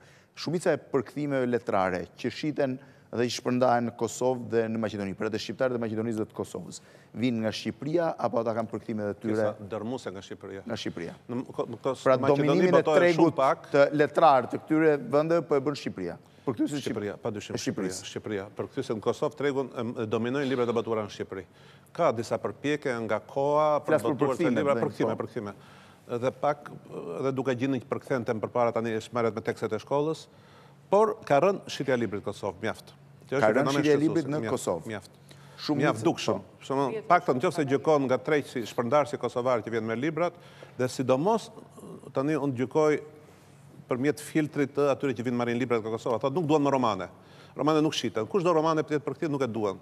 Përveç kur ka etiketën çmim Nobel, se çmimi Nobel është reklam, ka dhe një lloj snobizmi, po të çmim Nobel, mund të shkrimtar shumë i mirë pa qenë çmim Nobel dhe eseistikën dhe lidhet edhe me shkollat, ndoshta, librat që kanë të bëjnë me universitetin, që kanë një treg. Unë mendoj që ka një problem kulturor nxitja e leximit. Nuk ka asnjë mas nxitje e leximit, ka të bëjë me shkollat, pastaj që si edukohet letërsia në shkolla, sepse vret letërsia serioze ka lexuar shumë kufizuar. Dhe nuk ka informacion kush janë shkrimtarët e rëndësishëm sot të botë.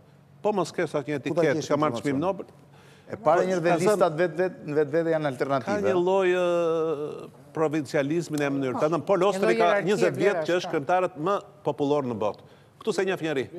Ose Pol Ostri. Të themi një gjë, se kjo është bërë legjendë që nuk ka shumë shkrimtar të mëdhej botë. Ne mund t'i bëjmë të njohur publikut. Shkrimtar të mirë, shkrimtar të mëdhenj. Lista shkrimtarëve të mëdhej bashkëkohor nuk shkon më shumë se 20. t'ja bëjmë të njohur sa të mundim, media, Sa nga këto 20 kemi ne për që në Shumë pak të një. Sa nga këto 20 kemi ne në Shqip? Jo, dakord jam, du të them që në qëse ne sillim 3, media e përgjeshme do thosha, i ka mundësi sepse në çdo media ka një njeri të informuar, që mund thot në Shqip ka ardhur Poloster. Ka ardhur për shembull Ka që e bëjnë. Richard Powers, po flas me gjësu e përmenda. Dhe ky është shkrimtar i madh amerikan. Nuk e ve kush në dyshim. E di kush është problemi? Përkthimet tona dominojnë? Unë them përkthimet tonë. Dëgjoj. Sepse kemi një treg po aq sa ç'është numri në Shqipëri, është në Kosovë dhe shqiptarët në vazhdimisht. Paralajmëruat minutat e fundit, unë kam dëshirë që 2 minutat nëse i kam ti përdor për një gjë tjetër, domethënë se është shumë serioz ky diskutim. Që është? Që është kjo që nuk mund të lihen, domethënë kështu, nuk mund të lihen spontanitetit dhe thjesht ekonomisë tregut, unë kam respekt për ekonominë e tregut, nuk e ve kush në dyshim. Po çështja e përkthimit në një vend vogël si Shqipëria dhe në vendet vogla është një çështje e madhe edhe politike, kulturore, nuk është vetëm një çështje e pasionit individual apo e nevojave që kanë shtëpitë botuese për të shitur apo e lexuesit për blerë. Në këtë sens, unë do thosha që do kërkoja bile që të ketë në Shqipëri një politikë kulturore që mbështet financiarisht përkthyesit më të mirë. Një fondacion për përkthimin apo një fond pranë Ministrisë Kulturës që krijon kushte përkthyesve më të mirë që janë afirmuar në punën e tyre që ta marrin një vepër ta përkthejnë me nge. Ai është investim për gjuhën, pikëspari, për kulturën, për jetën shpirtërore, e s'pos gjas më shumë, por vendet e vogla e kanë këtë politikë. Danimarka, Hollanda, në gjitha këto vende që përballen një, e di që s'krahasohen. Por është e mundur, sepse ne hargjojmë para, unë kam qenë një herë Ministri Kulturës dhe e jetojmë dhe realitetin, nuk dua ta politizoj as pak debatin, por këtu ka dhe shpenzime që shkojnë kot. Unë do thoja që shpenzimet për përkthyes një dhe për linguist, megjithëse s'po diskutojmë për linguist sot, janë detyrim i shtetit. Çdo njeri që vjen këtu në këtë studio dhe që ka një profesion caktuar, gjen një detyrim të shtetit për të marrë me gjë. Çdo fush që vjen, çdo fush që vjen, do të thënë kërkon nga i detyrim. Dhe referon një shtet që e financon atë gjë, kështu që kjo është një gjë që te Shqipëria zgjidhet. Jo, desha të them disa nevoja që kemi ne nga shteti, apo nuk lejo. Te Kosova e kisha më shumë. Merrni poteshët po. Tha çdo njeri që vjen të sportit ton, se te sporti i shtetit se kjo financon një që vjen për. Ju si moderator, edhe ata trajtive, sepse nuk janë as gishtat e dorës një lloj.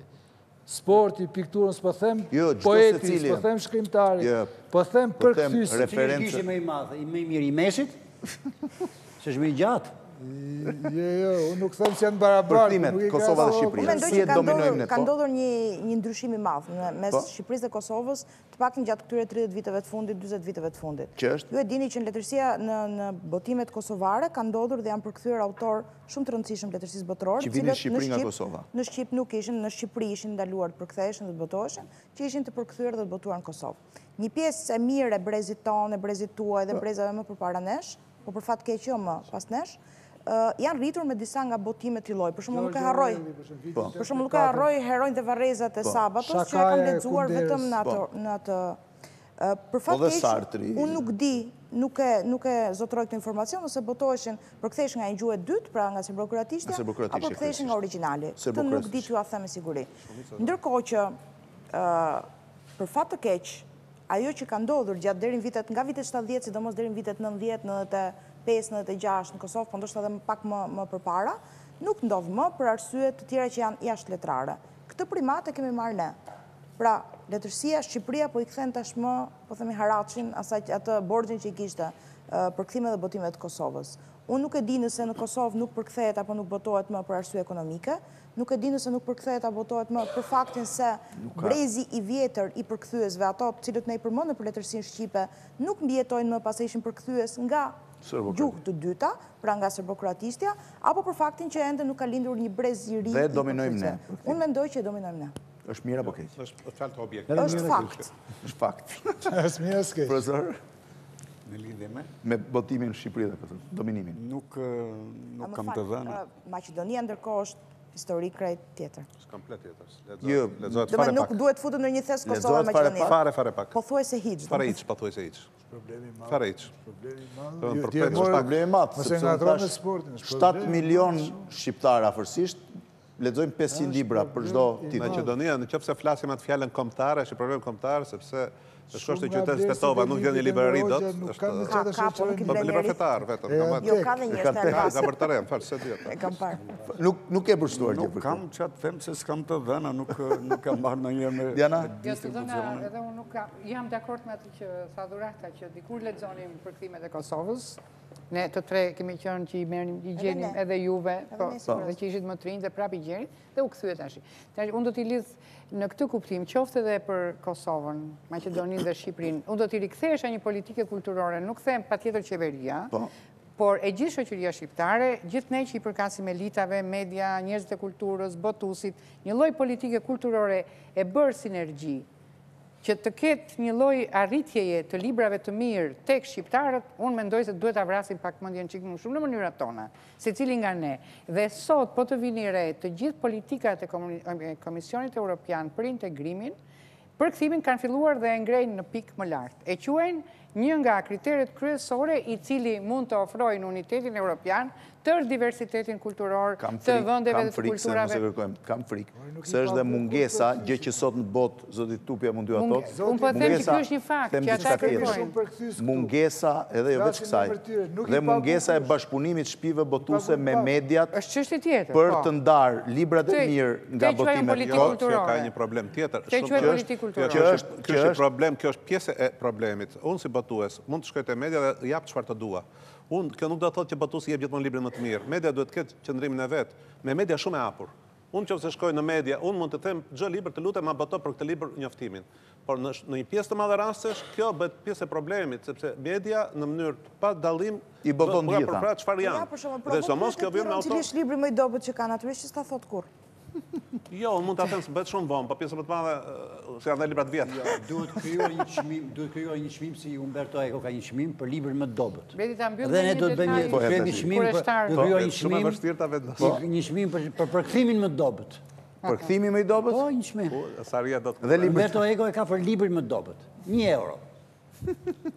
Jo, do ta mbylli, do të jepja një detaj, isha në një rastësi në një konferencë letrare ku fol dhe për përkthimin në Bruksel, ku quhej si një nga urat më të mëdha të bashkëpunimit dhe integrimit e tjerë. Ne po përkthimin amdeje, se mos hap përkthimin nga shqipja në gjuhë të uja që është një izolim i ri. Nuk po them asgjë nga këto, po them që për të çmuar se sa e vështirë është puna e përkthyesit në të gjitha vendet, jo vetëm tonat, po edhe në të gjithë vendet evropiane, ata thanë të gjithë përkthyesit që ndodhen në sallë, do ju japim një maskë të bardhë. Dhe të gjithë në kariget e tyre kishin nga një maskë të bardhë, që e vurë në fytyrë këtë maskën. Dhe e gjithë salla pjesa tjetër e teatrit ku ndodhej kjo konferencë, u kthye dhe shikonte 200 veta që ishin me maska të bardha. Kjo ishte një metaforë që u bë për të thënë që përkthyesit janë këta njerëz dhe jashtëzakonshëm që bëjnë këtë punë titanike, që shkrijnë kulturat e njëri tjetrit, por që janë puna e tyre shumë pak e njohur dhe anonime. Desha ta mbyllja me këtë. Në Francë ka një institut për këtë, antar i cilit u bë dhe i ndjeri Jusuf Reoni, që quhet Instituti i Shkrimtarëve Përkthyes. Ai përkthyesve shkrimtar, fal. Përkthyesve shkrimtar. Do kam krijuar një fjalë, përkrimtar. Dhe brenda thot Alket Çani që është përkthyes shkrimtar, përkrimtar është shumë bukur thot, jo se e thash unë, se është fjala krim, se çdo përkthim është një krim. Sepse e transformon pak origjinalin. Dhe pyetja e fundit, Shqipëri-Kosovë kush e dominon sipas jush? Në fushën e përkthimeve? Përkthime. Besoj që Shqipëria. Besoj. Faleminderit, atëherë duke falendëruar edhe 6 të ftuarit për këtë emision dhe ju që na keni ndjekur, natën e mirë dhe mirupafshim nesër në mbrëmje.